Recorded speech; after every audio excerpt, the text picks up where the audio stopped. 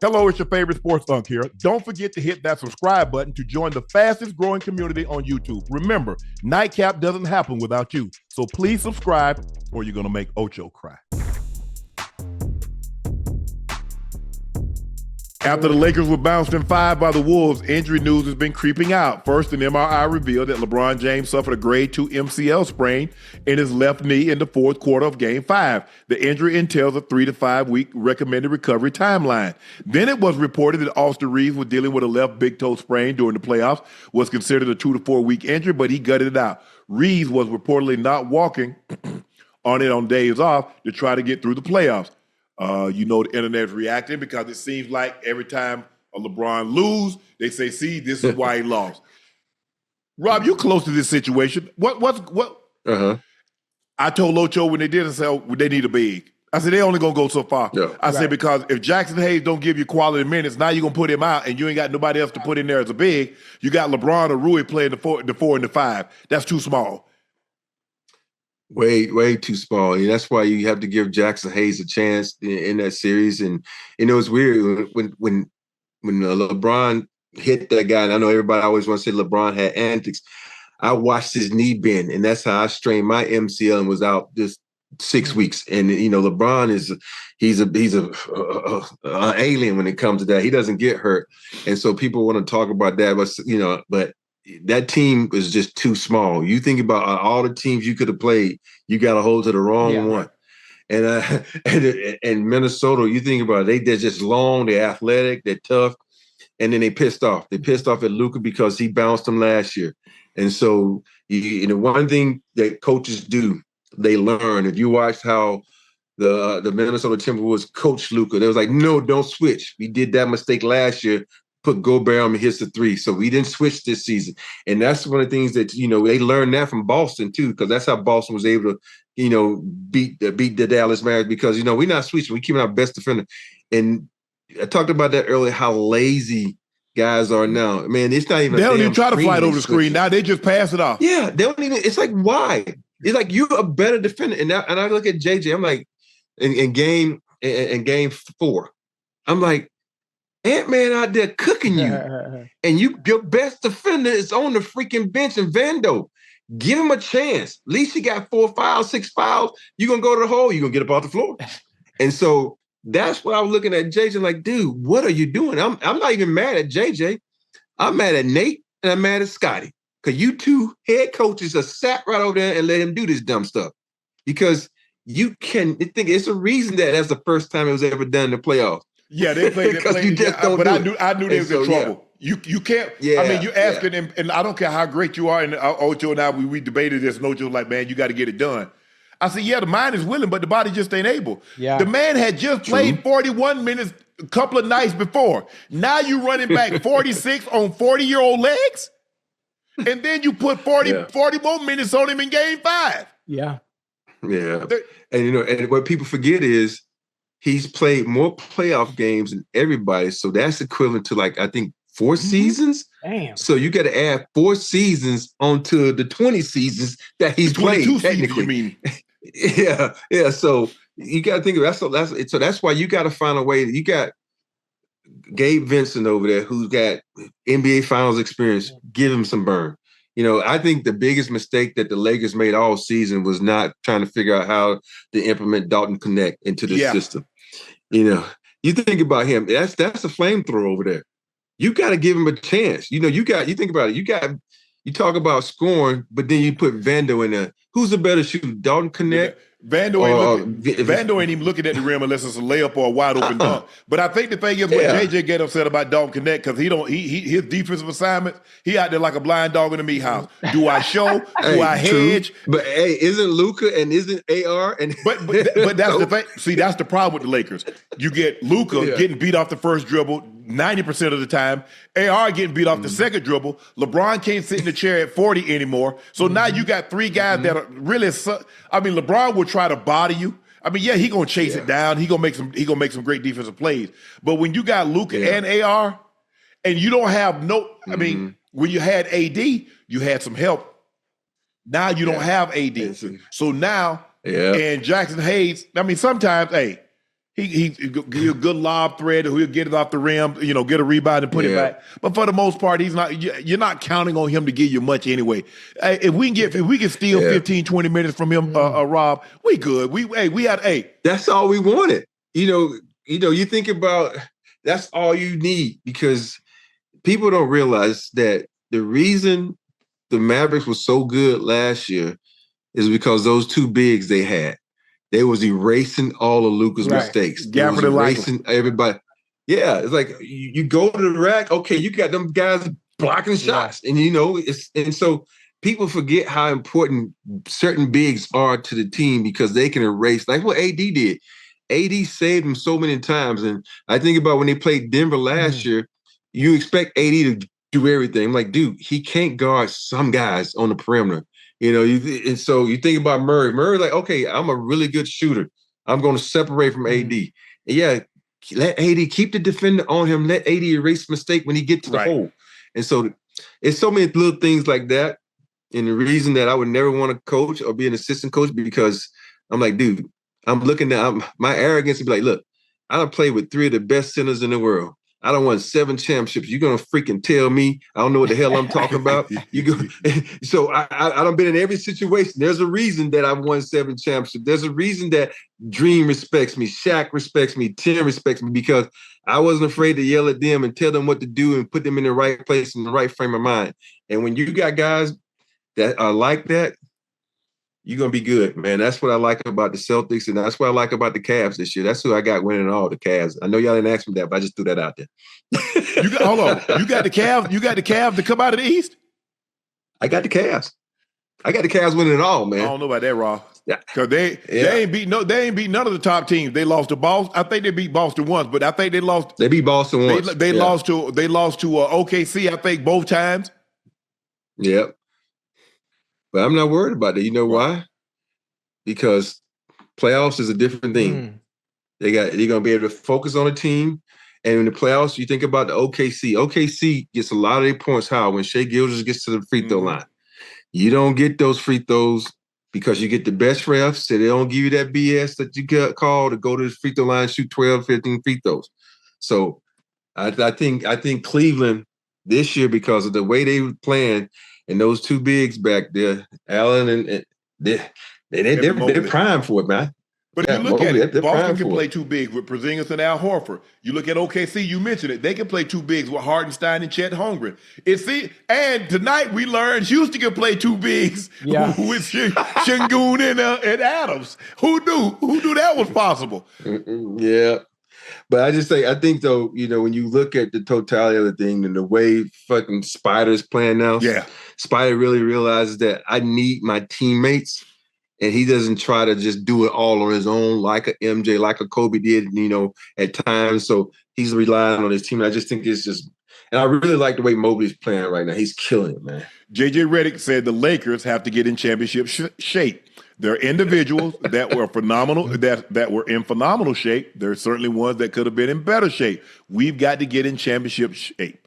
Rob, are you a fan of JJ publicly taking shots? Because we know who he's talking about. Hey, first of all, what does JJ know about championship shape? Has he ever won a championship? He ain't won no title. That's what I just want to know, what is championship shape? That's all I'm asking. Do you know what championship shape is? Because for me, when you talk about championship shape, that means you've been there, done that. And you talk about championship shape, that shit starts in the summertime, then it goes into training camp, and then that goes through in the season. If you want someone in championship shape, you don't take the last 3 games off because you say, okay, I'm going to get some rest. You use those games to get in shape. And so for me, I don't know why he said that, because you already think about Luka already in the point where he's all mentally all screwed up because of the way Dallas got rid of him. Right. And he got to sign an extension. Ooh. He might take that as a shot as him. He out. So I don't know why he said that. It's just the weirdest thing to me. I think the thing, but it seems to me, now you like I said, Rob, you know basketball bodies and you've been there. But it seems to me every year, Luka wears down and he's limping more and more in the playoffs. We saw that this year. We saw that last year against some of the teams. They was wondering, well, is Luka going to play? And we saw him in Boston. It seems like every year his body wears down once he gets to the playoffs. Mm-hmm. Yeah. But you know what? You know, when you think about when Luka first got to the Lakers, how they were humming. Mm-hmm. And you know what the difference was? Luka wasn't handling the ball as much. You know, if you think about the last, let's just talk about the series here. He wanted the ball every time to bring it up. And when you got tough defenders like Minnesota, that's going to wear you down. Yeah. And so you got AR, you got LeBron, you even gave Vince to bring it up. Go stand your ass in the corner.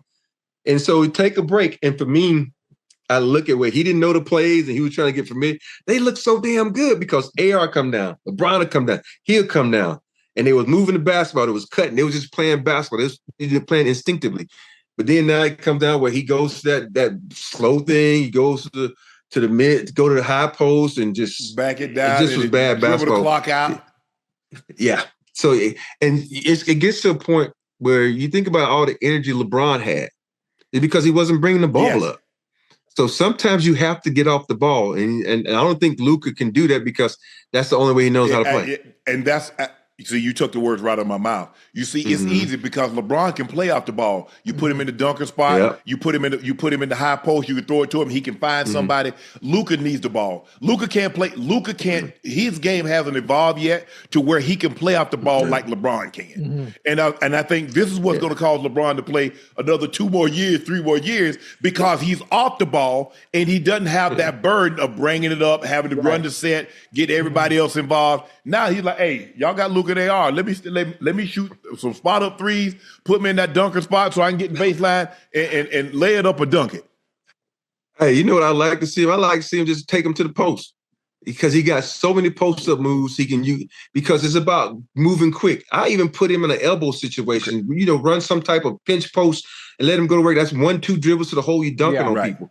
It's efficiency of movement to me. When you get to a certain age, do I need to take 3 steps, 4 steps, or 5 steps to be efficient? No, I'm taking 3 because that means I can save 2 for later on. And for me, that's what he has to learn how to do. Like, just go to the post. You think about how long Tim Duncan played. He's a different type of player.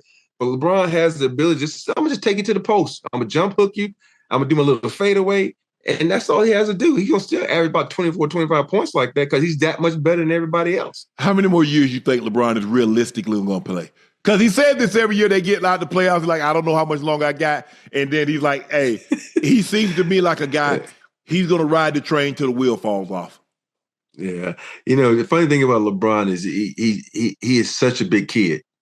When you young in heart and young in mind like that, you can play a couple more years. I think when I hit my 16th season, I feel like an old fart. I didn't want to do it no more. Mentally, I was strong. I was done. And so for him, you think about how much you look when you watch him warm up. I think every time I watch him warm up, he's smiling, he's dancing every damn night. And for me, I had nights where I'm like, dude, I don't even want to be out here right now because I'm hurt. But he still has that love, that joy, that energy. And, I think he probably going to play like maybe 3 more years. You think he'll make it to 25? He's going to wait to see what Bryce going to do. He was the first guy to play with two of his sons in the NBA. So you can see what Bryce going to do. He definitely going to look like he going to set that record out there. Ain't nobody going to break it. Yeah. It's weird. And nobody's going to break those records, man. The only person can break a record like that is someone who's coming straight out of high school, maybe scoring. You think like the way Luka scores, but he ain't going to make it that damn long. You think about who else? KD is not going to make it that much longer. So nobody's ever going to – these records are going to be – they're going to be out of this world. Ocho, you think JJ should have taken a shot at Luka publicly? I mean, I'm not sure if it was directed at Luka. I think something like that should be kept in-house. If there is, who you thought it was directed at? But listen, especially something like that, knowing that you want Luka. No, but me and Rob want to know who you think it was directed at. It wasn't directed at Luka.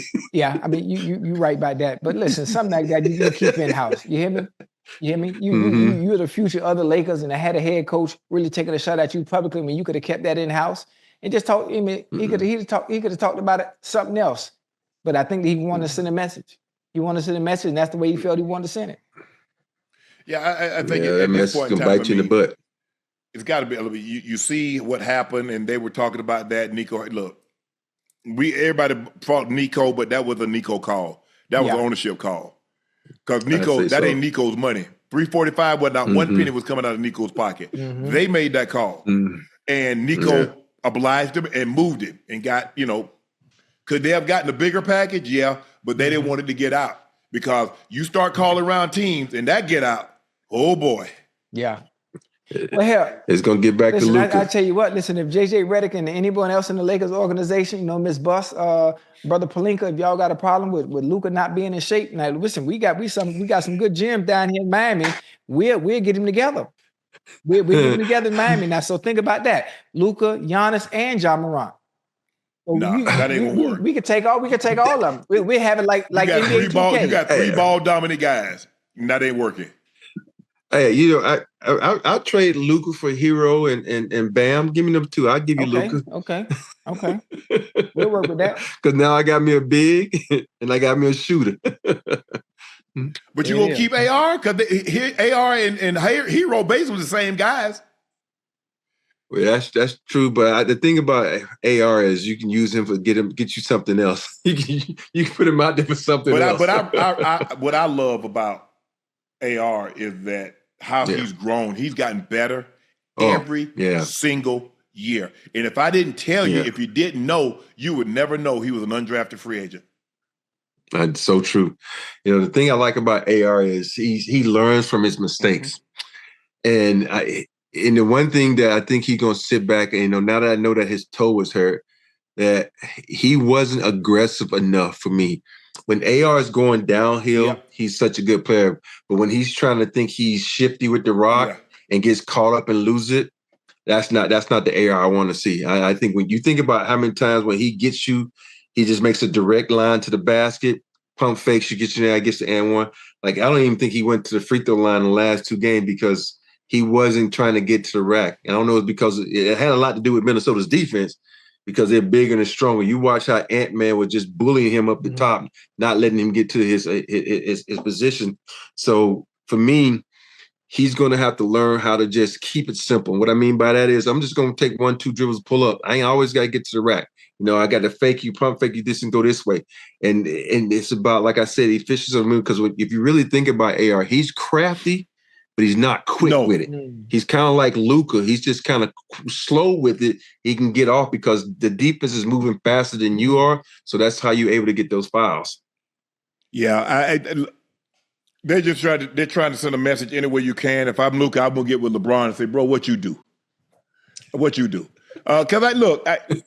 I was talking like I know they get with you. And say what you do at your age. I would tell them, I say, you know what? I know they got Slovenian food that's nutritious, but see, the problem is he ain't in Slovenia. You come to America and you try to eat native food. We done added something to it and have you bigger than the house over here. Yeah, because you go back and look at Luka his first couple of years when he got to the NBA, and look how skinny he is. And look, a lot of those European players. They don't have the bodies like American players. They're not gonna have the caps on their shoulders and the definition. Look at Jokic. Look at Luka. Look at Manu. Sharuda. Look at Porzingis. That's not how they're built. Right. So but if you go back and look at Jokic when he first got in the league and how he looked now, you could tell he put time in. He said, "Man, I'm tired. Hey, I ain't finna be no fast slob. Y'all ain't finna be talking about me." And now, 3 MVPs and 2 run-ups later, the guy's one of the historically great players of all time. That's because he made a concerted effort to get his butt in the gym, to watch his nutrition, to work, and to become what he became. But I just think Luka just wears down because last year he had that same problem. He was dealing with a knee. And the year before that, he had some issues going on. I just think, and it's hard because the guy's giving you 28, 8 and 8. But, bro, I need you 100% for the playoff too, or it's close to it. And I don't think he's nearly close to that, especially this series here because he moved like an old man. Hey, but the thing about it, he did lose weight compared to when we first got on the Lakers. Oh, yeah. So yeah. he lost about 10 pounds, so 20 pounds. So we got to be thankful he's going in the right direction. Yeah, we got to go to the right direction. I'm surprised, given that knowing a lot of people say Luka, hookah Luka, and he drinking beer and he partying and he doesn't take it serious. It's hard for me to say that he doesn't take it serious, but do I think his conditioning could be better? Yes, absolutely. Mm-hmm. But I think he takes the game serious. You don't get to be this good by not taking the game serious. But I do think his conditioning and his nutrition can be more on point. Yeah. I think for me, when I watch Luka, I think he should do a lot of agility work in the summertime, working on his footwork, working on his flexibility, because a lot of his injuries are coming from just, not being, you can tell he's not a flexible guy. He needs to do yoga or Pilates or something all summer. And because when you watch him move sometimes, he stays in front of people and he's so big body that they bounce off him. He just doesn't do it all the time. If he works on his footwork, he works on his speed and agility, he can become a decent defender because he can do it. He just don't want to. And the thing is that he's so good on the other end, Bob. That's the problem. He's so great offensively that we let somebody else, hey, we'll do 4 on 5. Y'all handle that, but don't even worry about it, Luka. Because we see the man gave you a 60-20 triple-double. He can give you a 40-point triple-double, a 50-point triple-double like it's nothing. But, I was surprised. But let me ask you this. Do you think Dallas was right about Luka but was wrong for the trade? Oh, you know what? It's right about Luka. Have one of those questions you have to deep dive into the franchise and get to know Luka and how his stuff. I always said when he came into the season, he always came in fluffy, and he never came in shape. And that's one of the things that you can tell. Like when your back start hurting, if you go a couple years, remember AD started the season off, his back was hurting because he was fluffy. He wasn't in shape. And then he got in shape and he played whatever the number game. It's about what you do in the offseason. It's about what you do in condition-wise and being prepared for the grind of the regular season. And I think with Nico, I agree when he said it wasn't his call, because I just think when Nico messed up, the one line he messed up said, I didn't know how important Luka was. Other than that, you should have just said, yo, man, I know you can't throw the owners under the bus and be like, yo, I think I'm doing what I'm told to do. I work for someone just like a lot of you guys do. But I understand where he was coming from, because if you really look at that team and you look at what they had with the addition of AD, I thought they had a position to do something scary, because Kyrie, we forget how good Kyrie is. PJ Washington, and then Gafford. You got yes. Yeah, but it was just bad time. But I also think with me, I love AD is one of my favorite players of all time. But I think AD moving to the forward, making him soft. And what I mean by that is, I'm not saying physically, because it's making him not be aggressive. You watch him in the last couple of games, the playing game, all he did was shoot threes. And that dude, and you're so effective. Think about when he was in New Orleans, they gave him the pinch post. He was doing spinning, dunking on people, shooting threes, setting you up. But once he said he wanted to be, I know he had Boogie with him, but it was like he didn't play the same way. He didn't shoot a lot of threes. And so for me, it's making him soft in the sense that I'm gonna settle. When I say soft, I mean settle, instead of like being aggressive, going to the rack, trying to get to the free throw line. Yeah. Look, because Luka is so great, because he was so beloved. I mean, they drafted the kid. He was 18 when he got there. I don't know. It's hard for me to believe, Nico, you were a marketing guy for Nike. You understand who does what and who moves the needle. Ain't nobody had to tell you that. Exactly. You know exactly. Yeah. You know what Shea means to OKC. You know what Jason Tatum means to Boston. You know what Jalen Brunson means to the Knicks. And you talk about and Jalen Brunson got traded to the Knicks. Mm-hmm. Shea got traded to OKC. So you talk about a homegrown. Kobe, homegrown. Yeah. Trade LeBron at 25. You can look across the hallway at what Dirk meant to that team. So I agree with you. I agree with you, Bob. I don't know about that. I'd just say, hey, Hey guys, we're gonna move it on. I mean, Luka's not here anymore. We got Anthony Davis. We're gonna add some more pieces. Kyrie got hurt. That's what really made it look bad. Kyrie got hurt. Yeah. So, hey, we get Kyrie. They probably gonna try to make a run for KD because KD probably gonna be up out of Phoenix. And now we might be having a different story.